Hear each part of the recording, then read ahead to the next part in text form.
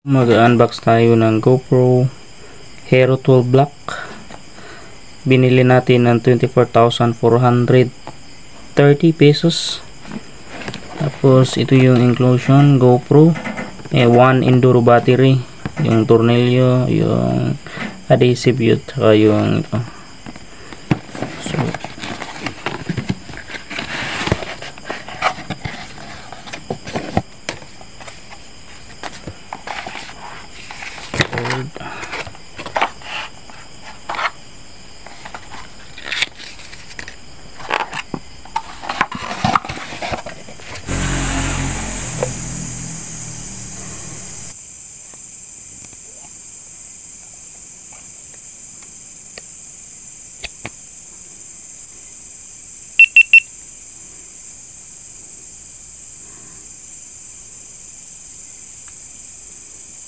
kung titingin tayo rito, click nyo lang dito. Kung pupunta tayo sa settings, hyperview, sa overview, standard file, tapos 4K resolution, 60 frame rate, tapos yung lens natin is hyperview. So makikita natin napakalawak ng sakop niya sa gilid-gilid. Naman yung profile natin is standard, tapos 4K resolution, 10-bit, at saka yung frame rate is 60. Tapos yung mode ng lens natin is super view. So ganyan siya guys, ganyan siya kalawak. So may diferensya talaga sa nauna. Standard pa rin tayo yung profile, tapos 4K resolution, 10-bit, 16:9 yung aspect ratio, tapos 60 frame rate, wide angle yung lens natin. Tingnan nyo yung mga puno ang niyog, so hindi siya gaanong curve. Standard na profile, 4K resolution, 10-bit, tapos 16:9 yung aspect ratio, at saka 60 frame rate. Linear yung lens natin, parang malapit na tayo sa camera. Tapos yung niyog parang kaunti na lang yung sakop ng lens. Ito naman yung standard profile, 4K resolution, 10-bit, 16:9 yung aspect ratio, at saka 60 frame rate. Linear plus yung lens natin. So you know, kung ginaganon-ganon mo yung camera, parang sumasama yung katawan ko sa camera eh. Ginaganyan na yan yung camera. Teka lang, parang against the light eh. So tingnan yung camera.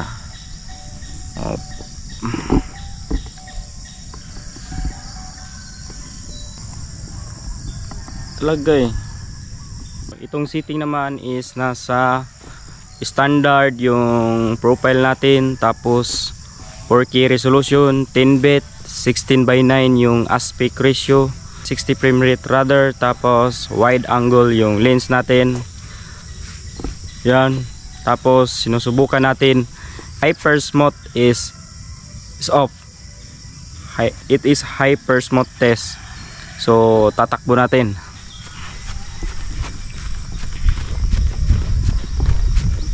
So in off natin yung stabilization ng camera. Balik tayo. Yan guys, in off natin yung stabilization ng camera. Hyper smooth is off. So tingnan niyo lang. Bali ang setting na ito is standard profile, 4K resolution, 16:9 yung aspect ratio, 60 frame rate, wide angle yung lens natin, 10-bit. Naka-on yung hyper smooth. So test natin. So titingnan nyo ngayon kung shaky ba siya or hindi. Tumatakbo tayo.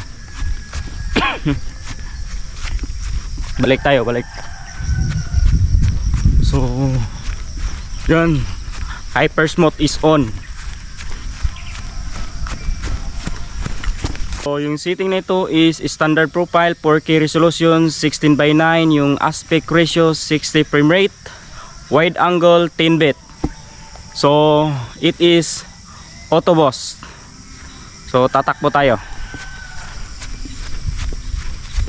Guys.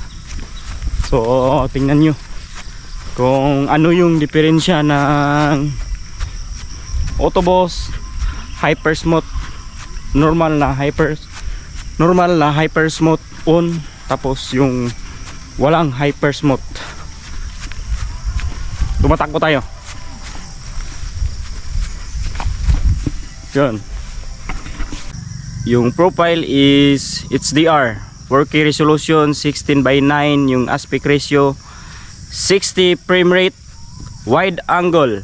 Yung nakikita ko is yung kulay parang naguglo yung kulay ng environment natin, yung surroundings. Yun yung kaibahan ng isang HDR at saka standard. It is HDR setting. So nag-iiba yung kulay ng background natin. So that's it. Try naman natin yung ibang settings. Yung setting na ito is profile is lag, 4K resolution, 16:9 yung aspect ratio, tapos 60 frame rate, wide angle 10 bit. So yun guys. So yung observation ko dito is yung kulay ng background natin is medyo naiiba talaga sa standard at saka sa HDR. Kasi sa akin is parang foggy yung lag na profile, no? Makikita nyo naman, i-compare natin sa HDR, para siyang a little bit foggy yung background color natin. So that's it. Bali yung setting na ito is standard 4K resolution, 10 bit, 60 frame rate, tapos 16:9 yung aspect ratio, wide angle. So wide angle yung lens na to. So yan o, medyo malapad-lapad yung sakop pero hindi gaano ka-curve. Linear plus yung setting na ito. So yun.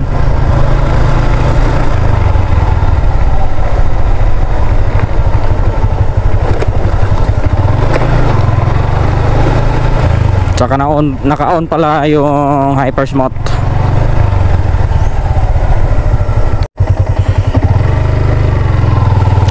So yung setting na ito is linear. Parang wala namang pinagkaiba doon sa linear plus. Yung setting natin is 60 frame rate, 4K resolution, 16:9 yung aspect ratio. So at ito naman yung setting na super view. So nakikita nyo guys, parang nasasakop na yung manubela ng motorcycle. Yung setting natin is ganun pa rin, 4K resolution, 10 bit, 60 frame rate, aspect ratio 16:9, super view. So naka hyper view tayo. So mas malayo na yung sakop ng lens, napaka-curve na yung mga subject natin, yung dinadaan. That's it for today's vlog. Don't forget to subscribe and click the notification bell para magiging updated kayo sa next video. At huwag niyo na rin kalimutan mag-follow sa aking Facebook page bilang suporta na rin sa aking munting channel at saka page. That's it. Bye bye and God bless.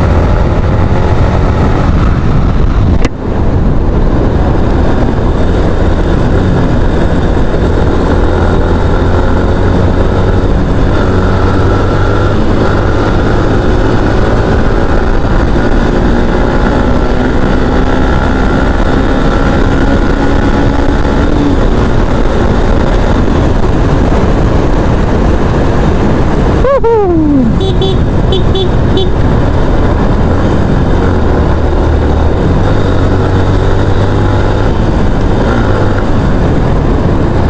refilling station.